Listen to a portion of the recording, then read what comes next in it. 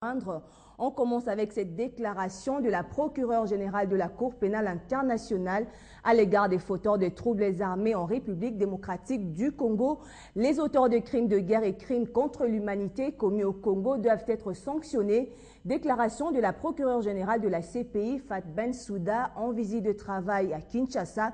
Elle a déclaré au cours d'un entretien avec le procureur général de la République, Floribert Kabange-Numbi, avec qui elle a passé en revue les procédures en cours et futures de la Cour pénale internationale. L'Est de la République démocratique du Congo est la partie où les crimes de guerre, crimes contre l'humanité, ont été commis durant près d'une décennie. Une série de guerres d'agression qui a causé plus de 6 millions de morts. La situation préoccupe bien entendu la Cour pénale internationale qui annonce l'ouverture imminente d'une enquête. Notre travail en République démocratique du Congo n'est pas terminé. En réalité, il y a encore beaucoup de travail. Cela concerne tous les groupes armés qui ont continué et qui continuent à commettre des crimes. Et nous voulons lancer le signal que nous allons continuer à enquêter et à travailler sur ces crimes. Fatou Bensouda, qui séjourne actuellement à Kinshasa, a eu une séance de travail avec le procureur général de la République sur les procédures en cours et futures à la CPI. Nous avons travaillé avec les autorités judiciaires congolaises depuis presque 10 ans. Nous avons travaillé de façon très proche et très continue, en particulier en ce qui concerne les arrestations et les remises à la Cour. La Gambienne n'a pas échappé à la question sur le trop-plein des citoyens congolais et africains détenus à La Haye. La CPI serait-elle faite pour les continents noirs?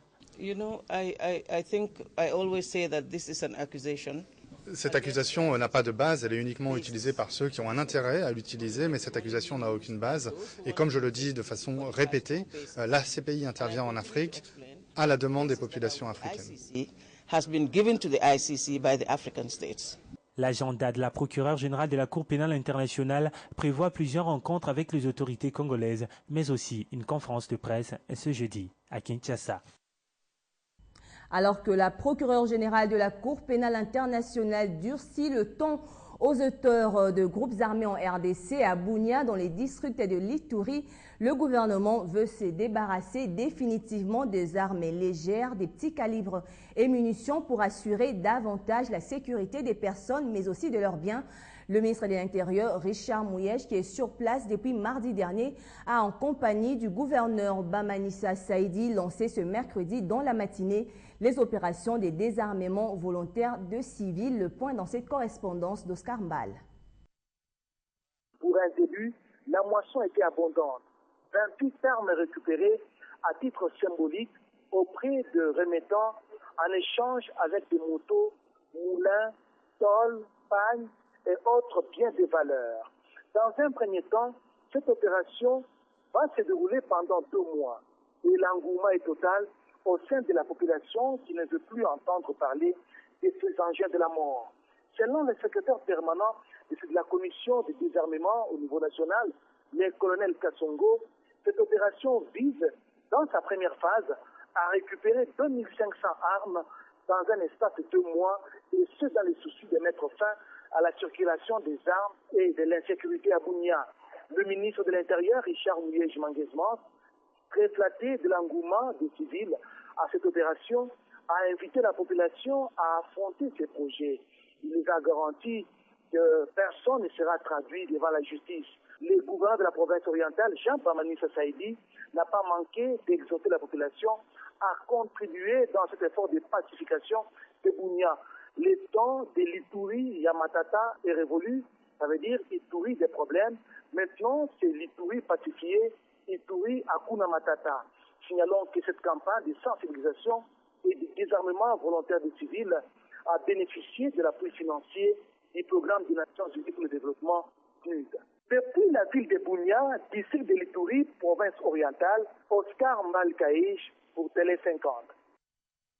Également dans l'actualité de ce mercredi, le Conseil des ministres de la SADC s'est clôturé mardi à Lilongwe, au Malawi, pays qui assume la présidence de cette organisation depuis 2013. Les pays membres ont passé en revue la situation de leurs cotisations au cours d'une session essentiellement budgétaire. Et pour la RDC, il était question de proposer le renouvellement de son mandat au poste de secrétaire exécutif adjoint en charge de l'administration et des finances qu'elle occupe depuis 2010. Les détails avec notre envoyé spécial, Patine Kéré. Au cours de ce Conseil des ministres de 2 jours, la RDC a eu l'occasion de remercier les pays de la communauté des États de l'Afrique australe SADC pour avoir soutenu le Congo dans la pacification de sa partie Est. La SADC, il faut le rappeler, a soutenu la cause de la RDC avec des pays comme la Tanzanie, l'Afrique du Sud et d'autres qui ont contribué par l'envoi des troupes pour faire partie de la brigade d'intervention de la MONUSCO. Avec l'appui de cette brigade, les FARDC avaient réussi à mettre fin au mouvement rebelle du 23 mars. La session de ce Conseil des ministres clôturée et mardi au Bingu, centre international de Lilongwe, a été essentiellement budgétaire. Les pays membres ont passé en revue la situation des cotisations. La RDC figure en bonne position selon Jean-Claude Limoyato, ministre de l'économie et commerce, qui conduit la délégation congolaise composée notamment des vice-ministres de la coopération régionale et celui des finances, ainsi que des experts du FPI, de la BVDA, de la SNEL, de l'INSS et de l'OCC. Un fait tout de même à relever puisqu'il a été observé que les cotisations des pays membres s'élèvent jusque-là à 40% et que les 60 autres provenaient de la communauté internationale. D'où les recommandations formulées pour l'augmentation du taux des cotisations. Au cours de cette session, il était aussi question pour la RDC de proposer le renouvellement de son mandat au poste de secrétaire exécutif adjoint en charge de l'administration et finances qu'elle occupe depuis 2010 à travers la compatriote Émilie Mouchoubekwa, dont le mandat s'achève en octobre 2014. Depuis Lilongwe au Malawi, Patine Thierry pour le compte de Télé 50. Ouverture ce mercredi d'un atelier de renforcement de capacité des experts nationaux et internationaux sur le projet de la centrale hydroélectrique d'Inga 3. Objectif, échanger mais aussi faire des propositions concrètes pour la matérialisation de ce vaste projet. Ces assises de 3 jours sont organisées par le Bureau d'études environnementales en partenariat avec la firme indienne FedEx Corporation. C'est depuis l'année passée que le gouvernement avait annoncé à Paris la construction de la première phase d'une nouvelle série de projets d'énergie électrique d'Inga qui devrait commencer en octobre 2015. Avec 12 milliards de dollars américains, ce nouveau développement surnommé Inga 3 devrait avoir une puissance de près de 4000 MW, dont l'Afrique du Sud avait déjà souscrit d'acheter la moitié de l'électricité qui sera produite. Mais cette vision audacieuse de la RDC doit impliquer également 5 étapes supplémentaires qui compléteront le méga-projet du Grand Inga afin de lui donner une étonnante capacité de 40 000 MW, soit 2 fois plus grand que le barrage des Trois Gorges en Chine, actuellement le plus grand projet hydroélectrique du monde. C'est dans ce cadre que le bureau d'études environnementales Shim Consulting, en partenariat avec la firme indienne FedEx Corporation, ont organisé cet atelier afin de réfléchir et faire des propositions sur le projet Inga 3. Nous avons voulu organiser cette rencontre, donc disons cet atelier pour que ceux qui ont l'expérience au niveau international viennent transmettre leur expertise, donc disons à nos experts nationaux, qui est l'échange, que nous puissions savoir comment on peut le faire de sorte que tout ne soit pas fait, que tout ne soit pas fait seulement par des firmes étrangères, qui est la sous-traitance dans le pays. Avec une longueur de 4700 km, le fleuve Congo est le deuxième plus grand fleuve d'Afrique après le Nil et le deuxième plus grand fleuve du monde en termes de débit après l'Amazone. Une fois terminé, le grand projet Inga pourrait fournir à plus de 500 millions de personnes avec de l'énergie renouvelable. Les travaux sur la consolidation budgétaire et l'harmonisation des investissements entre le pouvoir central et les provinces pour l'exercice 2014 ont démarré ce mercredi à Kinshasa. Ces travaux qui prendront 4 jours connaissent la participation des ministres provinciaux, des chefs des divisions en charge du plan et du budget, visent une meilleure programmation et coordination des activités de chaque entité. Une vision budgétaire commune, des perspectives uniformes dans le domaine d'investissement. Voilà l'objet de cet atelier où ministres provinciaux, chefs des divisions en charge du plan et du budget, réfléchissent sur l'établissement d'un mécanisme souple susceptible de donner aux provinces les moyens nécessaires pour la réalisation de leurs programmes de développement. Par l'intégration et la consolidation du budget, l'État espère donner une image réelle et claire des voies et moyens dont il dispose et refléter les capacités contributives de ces entités et qualifier de manière conséquente les principes d'allocation des ressources qui en découlent. Et cet exercice est également important pour la standardisation du calendrier budgétaire en vue d'une meilleure programmation et coordination des activités de chaque entité. Une séance qui intervient 5 mois après la réunion des gouverneurs et des différentes provinces qui était axée sur le développement. Pour le ministre du Plan, il est impérieux qu'un intérêt particulier soit accordé à ces travaux. L'atelier qui s'ouvre aujourd'hui offre un cadre d'échange pour améliorer le volet provincial du programme d'investissement public, dont les projets devront être sélectionnés suivant des critères rigoureux, objectifs et tenant compte de la contrainte budgétaire. En 4 jours de travaux intenses en commission, les participants devront s'assurer que les projets d'investissement de chaque province cadrent avec le programme prioritaire du gouvernement ainsi que le plan quinquennal de croissance pour corriger les imperfections.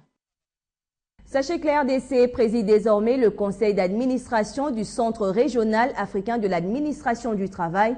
Le pays a pris la présidence de cette organisation régionale à l'issue des travaux de la 38e session ordinaire des États membres tenue dans la capitale congolaise, tenue du 10 au 12 mars. Après les 2 premières journées consacrées aux travaux des experts, l'heure était donc venue au ministre de tabler sur les questions importantes qui figuraient à l'ordre du jour. Applaudissements dans la salle. C'est sous cette ambiance que s'est déroulée la cérémonie d'ouverture des travaux du Conseil d'administration des ministres du Travail des pays membres du CRADAT. Une première pour la République démocratique du Congo depuis la création de l'organisation il y a plus de 50 ans. Après Libreville, capitale de la République du Gabon en février 2013, c'est Kinshasa, la capitale de la République démocratique du Congo, qui a aujourd'hui l'honneur. À ce grand forum, sur les 18 pays qu'elle compte, 12 délégations ont fait le déplacement. Empêché pour des raisons professionnelles, le chef du gouvernement de la RDC, qui devait lancer les travaux, se fait représenter par le vice-premier ministre, ministre en charge de la Défense. L'organisation de la 38e session ordinaire du conseil d'administration du CRADAT marque aussi la passation du bâton de commandement du conseil par le Gabon à la République démocratique du Congo. La cérémonie protocolaire finie, au ministre il a fallu toute une journée pour enfin aboutir à des résolutions pouvant marquer le progrès de l'organisation. La rencontre était également l'occasion pour tous les pays membres, en présence des représentants du Bureau international du travail et de la Conférence internationale de la prévoyance sociale, de marteler sur les cotisations qui tardent. À ce jour, seuls 5 pays sur 18 ont soldé, ce qui représente rien par rapport aux besoins, surtout que la survie de l'organisation en dépend. Autre chose à présent, Monseigneur Nicolas Djomo, le président de la Sanko, évêque du diocèse de Tchoumbé dans la province du Kasaï oriental, salue le projet de l'implantation des agences de la Raobank dans le Sankourou et son initiateur, le sénateur Léonard Chio Kitundu. Il a dit à nos reporters Fabien Lumbala et Dan Lando qui reviennent de ce coin du pays. Tant de la visite que nous recevons des hauts responsables de la Raobank, avec l'honorable Chio Kitundu, qui les a convaincus à rendre visite à notre région, à notre Sankourou, la future province, et avec l'idée d'installer un institut bancaire commercial dans le Sankourou. Ça manque énormément et nous sommes vraiment très heureux, très honorés par cette visite. La situation est bien réelle et toutes les forces vives de la cité de Tchoumbé et celles du territoire de Loubefou soutiennent les arguments de l'évêque des lieux. Nous éprouvons beaucoup de difficultés pour aller au chef-lieu de nos territoires. Pour cela, chacun se débrouille de sa manière pour atteindre le chef-lieu du territoire. Des arguments que l'administrateur délégué de la Raobank devra transmettre au conseil d'administration de cette institution bancaire pour une décision finale. Objectif, élargir l'espace de l'attente de cette grande banque commerciale implantée en République démocratique du Congo depuis plus de 10 ans. Je crois que les choses se présentent bien. Le pays est un pays très riche, j'en suis convaincu. Il y a beaucoup de chances pour qu'on aille s'installer à Lodja. Il joue son rôle des Kossonors, des Kassaïens et surtout des Sankourois. le sénateur Shehu Kitundu mobilise justement pour le désenclavement.